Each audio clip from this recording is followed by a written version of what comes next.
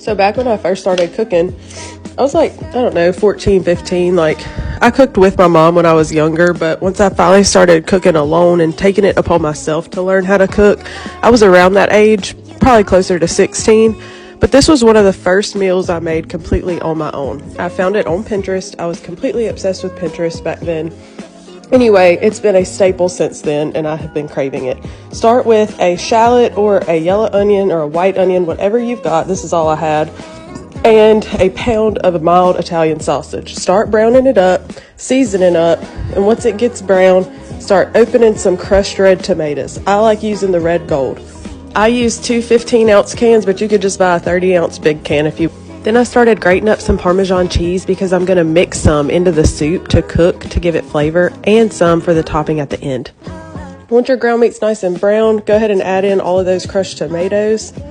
Season this up. Salt, pepper, garlic powder, onion powder, cayenne pepper is always a good staple seasoning blend for anything you're making.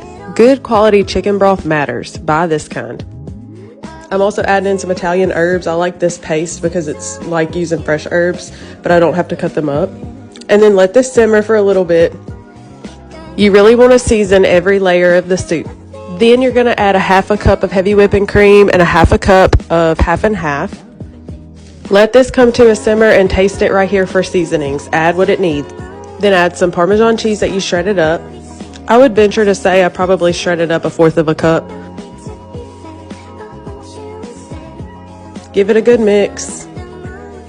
Then you're going to add a whole bag of fresh tortellini pasta. They cook in 4 minutes, so I literally just set my timer on my phone for 4 minutes. And then once that is up, I take the lid off and it's ready to eat. Then I always have to have some kind of bread with my soup, even though there is plenty of carbs in my soup. So here I am toasting up some sourdough with everything bagel seasoning on it because that is just what I was craving. You could also do garlic bread, garlic toast. You could also just toast these with olive oil and hit them with flaky salt, garlic salt. Anyway, once this is done cooking after 4 minutes, you can plate it up, and I topped mine with some Parmesan cheese and parsley. Like I said, I've been enjoying this since high school, so try it out. It is one of those OG Pinterest recipes, so good.